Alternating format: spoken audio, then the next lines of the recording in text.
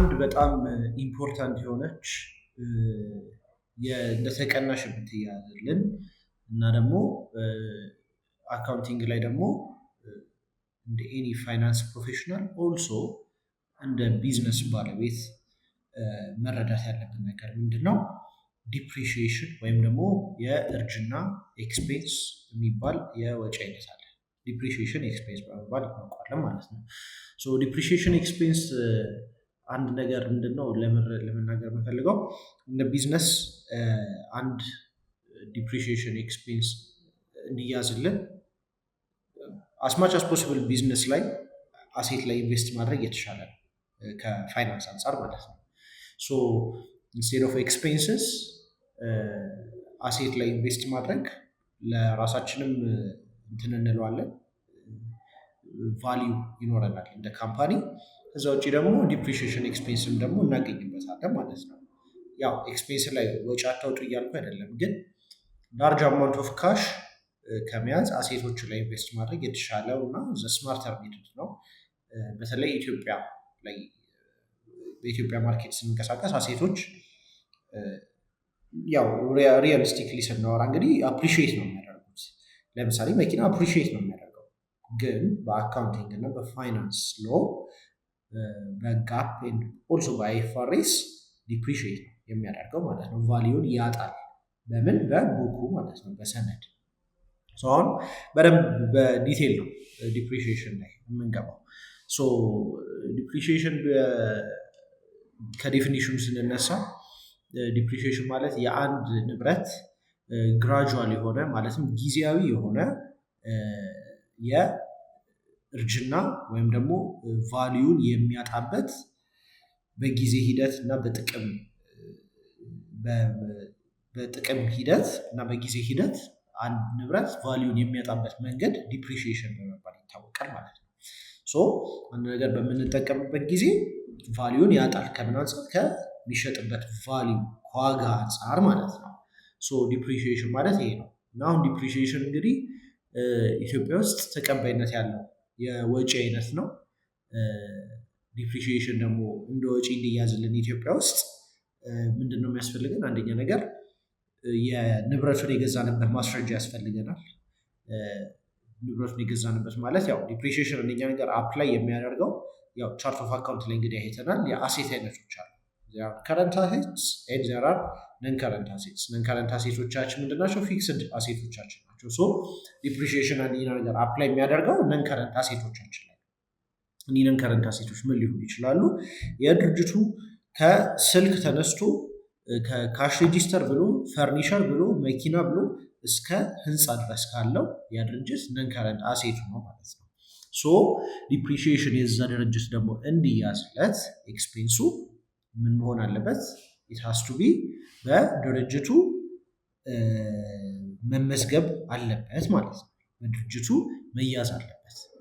ሁለተኛ ነገር ደግሞ ዲፕሪሺዬሽን እንዲያዝልን ምንድነው? ከአንድ ዓመት በላይ አትሊስት አንድ ሙሉ ፊስካል ይር ማለት ነው፣ ወራት አይደለም። አትሊስት አንድ ዓመት መያዝ አለበት፣ ኦን መደረግ አለበት ያ ንብረት ማለት ነው። አሁን እኒህን ሁለት ነገሮች ካሟላ ዲፕሪሺዬሽን ኤክስፔንስ ሊያዝልን ይችላል ማለት ነው። አሁን ዲፕሪሺዬሽን ኤክስፔንስ የሚያዙበት ደግሞ ሁለት ሜቶዶችን አሁን እናያቸዋለን። እኒህ ሁለት ሜቶዶች በእኛ ሀገር ሕግ ተቀባይነት ያላቸው ዲፕሪሺዬሽን መያዝ የምንችልበት መንገዶች ናቸው። ዘ ፈርስት ዋን ኢዝ ስትሬት ላይን ሜተድ በመባል ይታወቃል። ሁለተኛው ደግሞ ፑሊንግ ሜተድ ደግሞ በመባል ይታወቃል ማለት ነው። አሁን ምንድነው ስትሬት ላይን ሜተድ እና ፑሊንግ ሜተድ? በጋፕ መሰረት በጀነራሊ አክሴፕትድ አካውንቲንግ ፕሪንሲፕሎች መሰረት ስትሬት ላይን መጠቀም የምንችለው የድርጅቱ ትላልቅ ሃይ ቫሊዩ የሆኑት ንብረቶቻችን ላይ ናቸው። ሃይ ቫሊዩ ሚኒንግ ለምሳሌ እንደ ህንፃዎች እና ደግሞ ኢንታንጀብል የሆኑ ንብረቶቻችን ላይ የስትሬት ላይን ሜተድ መጠቀም እንችላለን ማለት ነው። የስትሬት ላይን ሜተድ ላይ ደግሞ በደንብ በዲቴል እንገባለን። ፑሊንግ ሜተድ ደግሞ ምንድን ነው? በየጊዜው ለኢንካም ጀነሬት ለማድረግ በየጊዜው ኮንሲስተንትሊ የምንጠቀማቸው ንብረቶች ለምሳሌ እንደ ማሽን፣ እንደ መኪና፣ ኮምፒውተሮች፣ ፈርኒቸሮች የመሳሰሉት ነገሮች ደግሞ ፑሊንግ ሜተድ ነው በጋፕ መሰረት እንድንጠቀም የሚፈቀድልን ማለት ነው። ፑሊንግ ሜትድ ደግሞ ሌላ ስሙ ምንድነው? ዲክላይኒንግ ባላንስ በመባል ይታወቃል። አሁን ምንድነው ስትሬት ላይን ሜትድ? ቤዚክሊ አሁን ለምሳሌ የድርጅቱ አንድ ኢኒሻል ቫሊዩ አለ፣ ማለትም የተገዛበት ዋጋ ማለት ነው። ከዛ ዋጋ ተነስተን ያ ንብረት በየአመቱ በአንድ አይነት የዲፕሪሺዬሽን ሬት ነው የሚወርደው። የዲፕሪሺዬሽን ሬት ማለት በአንድ አይነት ፐርሰንት ሆኖ ነገር ግን ያ ዲፕሪሺዬሽን ካልኩሌት የሚደረገው ከኦሪጂናል ቫሊዩ ነው። ስለዚህ ከኦሪጂናል ቫሊዩ በየአመቱ ካልኩሌት የሚደረግ ከሆነ በየአመቱ ከዛ ንብረት አንድ አይነት እኩል የሆነ የዲፕሪሺዬሽን ኤክስፔንስን የምናገኘው ነው ይላል ስትሬት ላይን ሜተድ ማለት ነው። ፑሊንግ ሜተድ ደግሞ ምንድን ነው? ተመሳሳይ ኤክስፔንስ ሳይሆን የሚሆነው የዲፕሪሺዬሽን አማውንቱ እርሊ ይሮቹ ላይ ሃይ የሆነ ኤክስፔንስ ይኖረብናል። ከዛም በኋላ ሌተር ይሮቹ ላይ ደግሞ አነስ ያለ የዲፕሪሺዬሽን ኤክስፔንስ ነው የምናገኘው ማለት ነው። አሁን በደንብ ኤግዛምፕል ስናስረዳችሁ ስናየው በደንብ ግልጽ ይሆንላችኋል።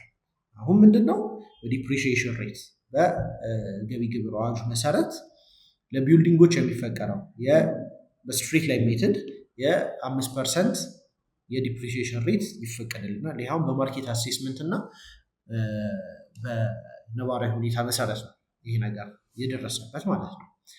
የሚፈቀድልንም ይሄ ነው። ስለዚህ ቢልዲንጎች 5% ስትሬት ላይን መስራት አለባቸው። በ5% ስትሬት ላይን ሜተድ ነው ዲፕሪሺዬሽናቸው መሰራት የሚችለው። ማሽነሪ እና ኢኩዊፕመንት በ20% በፑሊንግ ሜተድ ነው መሰራት የሚችለው። ኮምፒውተር እና አይቲ ምናምን ነገሮች የኮምፒውተር እቃዎች ማለት ነው 25% በፑሊንግ ነው መሰራት የሚችሉት።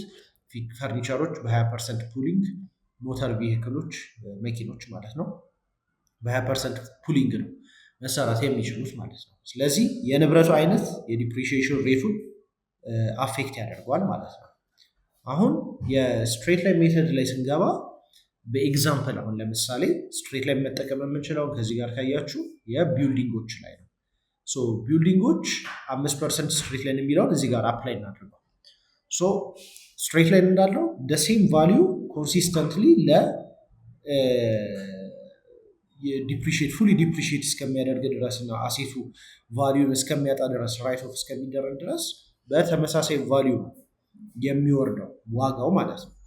ለምሳሌ በዚህ የ5 ሚሊዮን ብር ቢልዲንግ ካለ የሚፈቀድልን ምንድነው 5% ስትሬት ላይን ነው መጠቀም የምንችለው ማለት ነው። ስለዚህ ይር 1 ላይ ማለትም ኦፕኒንግ ቫሊዩ ያለበት ጊዜ ላይ 5 ሚሊዮን ብር ነበር ዋጋ። ስለዚህ ዲፕሪሺዬሽን ሬቱ ስንት ነው? 5% ይሆናል ማለት ነው። 5% ማለት 250 ሺህ ነው። ክሎዚንግ ቫሊዩ አሁን እዚች ጋር 4,750 ሺህ ነው። አሁን ይሄኛው እቺን ክሎዚንግ ቫሊዩ ባላንስ ሺታችን ላይ በቀጣይ ዓመት እንደ ኦፕኒንግ የምንጠቀማት እቺን ከተቀነሰ በኋላ ማለት ነው። 250 ሺህ ግን ወደ ታች ራይት ኦፍ እስከሚደረግ ድረስ 5% ካልኩሌት የምትደረገው ከኦፕኒንግ ቫሊዩ ብቻ ስለሆነ አንድ አይነት ነው የዲፕሪሺዬሽን ኤክስፔንሱ ራይት ኦፍ እስከሚደረግ ድረስ የሚሆነው ማለት ነው። ስለዚህ ምን ይነግራል? ኢንካም ስቴትመንቱ ላይ የዚህ አሴት ቫሊዩ ዲፕሪሺዬት የሚደረግበት መንገድ አንድ አይነት ነው አሴቱ ራይት ኦፍ እስከሚደረግ ድረስ ማለት ነው።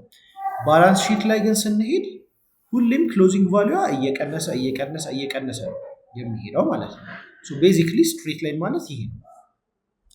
አሁን ደግሞ በፑሊንግ ላይ ስንሄድ ትንሽ ለየት ያለ ኮንሰፕት ነው ያለው። አሁን ለምሳሌ አንድ ፋብሪካ በ500 ሺህ ብር ኦቨን ገዛ። ስለዚህ ይሄ ኦፕኒንግ ቫሊዩዋን የመጀመሪያ ዓመት ላይ 500 ሺህ ነበር። ዲፕሪሺዬሽን ሬቱ ስንት ነው? 20% ነው የሚፈቀደልን ለማሽነሪ ማለት ነው። ስለዚህ ዲፕሪሺዬሽኑ 100 ሺህ ብር ይሆናል ማለት ነው በ20% ሲባዛ። ክሎዚንግ ቫሊዩ ስንት ይሆናል? 400 ሺህ። አሁን እቺን ክሎዚንግ ቫሊዩ ይዘን ወደዚህ ዓመት ከሄድን በኋላ ምንድነው ድጋሚ ዲፕሪሺዬሽኑ ሊሰራ የሚችለው ከኦፕኒንግ ቫሊዩ ሳይሆን ከመጀመሪያ ቫሊዩ ሳይሆን ከዚህ ዓመት ኦፕኒንግ ቫሊዩ ሊሰራልን የሚችለው ማለት ነው። ስለዚህ እርሊየሮቹ ላይ ሃይ ዲፕሪሺዬሽን ሬት አለው። ቀጣይ ዓመቶቹ ላይ ግን የቺ ዲፕሪሺዬሽን ሬቷ እየቀነሰች ነው የምትመጣው ማለት ነው። ስለዚህ እዚህ ጋር 100 ሺህ ይላል ከ500 ሺህ ስለተሰራ ነው። ከ400 ሺህ ደግሞ ሲሰራ 80 ሺህ ነው። ከዚህ ይቀነሳል። ከ320 ሺህ ደግሞ ሲሰራ 20% 64 ሺህ ነው የሚሆነው ማለት ነው። ስለዚህ ይህ ምን ይነግረናል? ቤዚክሊ ዲፕሪሺዬሽን ሬቱ ከኤርሊየር ላይ ሃይ ዲፕሪሺዬሽን ኤክስፔንስ ነው ያለው ማለት ነው። ስለዚህ ኢንካም ስቴትመንታችን ላይ ኤርሊየሮቹ ላይ እቺ ዲፕሪሺዬሽን ኤክስፔንስ ሃይ ሆና ትታይልናለች። ያንን አሴት ግን እንደዚህ ቫሊዩን እያሳነስን ስናሳየው ባላንስ ሺታችን ላይ ኤክስፔክት የሚደረገው ሎወር ዲፕሪሺዬሽን ሬት ነው ማለት ነው። ስለዚህ ቫሊዩን በዚህ ሳይድ ቀንሰን ከዛም በኋላ ግን ኢንካም ስቴትመንታችን ላይ ከኦፕኒንግ ቫሊዩ ዲፕሪሺዬሽን ካልኩሌት እናደርግ አንችልም፣ ህጉም ስለማይፈቅድ ማለት ነው። ሶ የፑሊንግ ሜትድ ደግሞ ይህንን ይመስላል። አሁን ፑሊንግ ሜትድ በሌላም ደግሞ ስናየው ለምሳሌ ኮምፒውተር ላይ 25% ነው የሚፈቀደው። ስለዚህ አሁን የዚህ የኮምፒውተር ቫሊዩ 200 ሺህ ብር። ስለዚህ ኦፕኒንግ ቫሊዩ 200 ሺህ ብር ከነበረ ዲፕሪሺዬሽን ሬቱ 25% ሲሆን 50 ሺህ ብር የመጀመሪያ ዓመት ላይ ዲፕሪሺዬሽን ኤክስፔንስ እናገኛለን። ክሎዚንግ ቫሊዩ 150 ሺህ ሆነ። እቺን ይዘን ወደዚህ እናመጣታለን። ከዚህ የዚህን ድጋሚ ስንት ነው የምንሰራው? 25% ነው የምንሰራው ማለት ነው። እንደዚህ እያለን ስንሄድ ለምናየው የዲፕሪሺዬሽን ሬቱ እየቀነሰ 50 ሺህ ብር ሃይ ዲፕሪሺዬሽን ሬት እናገኝ ነበረ።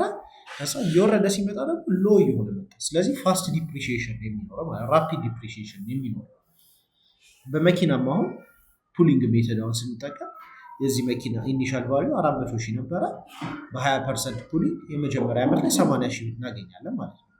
ሁለተኛ ዓመት ላይ ደግሞ 64 ሺህ ለምን ከ320 ሺህ ስለሆነ የሚሰራው እንደዛ እያለ ይሄዳል ማለት ነው። ሶ አሁን በአናሎጂ ስናየው ምንድን ነው ስትሬት ላይን ሜተድ ቤዚክሊ እንደ አንድ ስላይስ አንድ ዳቦ ኖሮ ያቺ ዳቦ አሴታችን ከሆነች ስትሬት ላይን ሜተድ ኦፍ ዲፕሪሺዬሽን ምንድነው እኩል እየከፋፈለ ነው። ልክ ዳቦ እስኪያልቅ ድረስ እኩል እየተከፋፈለ በአመት አንዴ እንደ መብላት ማለት ነው። ስለዚህ እኩል ደግሞ እየተበላ ከሆነ ኢኳሊ ነው ቫሊዩን በየአመቱ የሚያጣው። ፑሊንግ ሜተድ ደግሞ ምንድነው አሁን ለምሳሌ ሎሚ ኦር ደግሞ ብርቱካን ሲጨመቅ የመጀመሪያው ስኩዊዝ ዘሞስት ጁስ የሚገኝበት ነው። ሶ ዘሞስት ዲፕሪሺዬት የሚያደርግበት ወይም ደግሞ ደሞስት ቫሊዩ የሚያጣበት የዲፕሪሺዬሽን ሜተድ ወይም ደግሞ ደሞስት ቫሊዩ የሚታጣበት ያለው ጁስን የሚያጣበት የመጀመሪያው ላይ። ስለዚህ ኤርሊ ይሮች ላይ ፋስት ሃይ ዲፕሪሺዬሽን ኤክስፔንሶች የምናገኝበት እና ሌተር ይሮች ላይ ደግሞ ስሞል ዲፕሪሺዬሽን ኤክስፔንሶች የምናገኝበት መንገድ ፑሊንግ በመባል ይታወቃል ማለት ነው። ስለዚህ የምንጠቀምበት አሁን ዲፕሪሺዬሽን ላይ መረዳት ያለብን ነገር ምንድን ነው? አንደኛ ነገር ቅድም ያልናችሁ የአሴቱ ማረጋገጫ ያስፈልጋል። አሴቱን አትሊስት 1 ዓመት መጠቀም ያስፈልገናል። መጠቀም የሚፈቀድልንን የዲፕሪሺዬሽን ሬት ነው መጠቀም የምንችለው። ስለዚህ ለቢልዲንጎች 5%፣ 25 ምናምን ነገር ለሌሎቹም የሚለውን ነገር ሁሌም መጠቀም አለብን፣ ማወቅ አለብን። ከዛ ውጪ ሜቶዶቻችንን ደግሞ መቀያየር አንችልም ማለት ነው። ማለትም ለቢልዲንጎች በዚህ ዓመት ስትሬት ላይን ተጠቅመን ኔክስት ይር ፑሊንግ ምናምን ነገር እነሱ አይነት ነገር አይሰራም፣ ለቅጣትም ይዳርገናል ማለት ነው። ሶ ዲፕሪሺዬሽን ኤክስፔንስ በደንብ ሌቨሬጅ ማድረግ ያለብን ነገር ነው። ንብረት ካለን ሌትስ ሜክ ሹር ዊ ጌት ዛት ተቀባይነት ያለው ወጪ ስለሆነ ሌትስ ሜክ ሹር ዊ ጌት ዛት ኤክስፔንስ። ሶ ዲፕሪሺዬሽን ይህንን ይመስላል።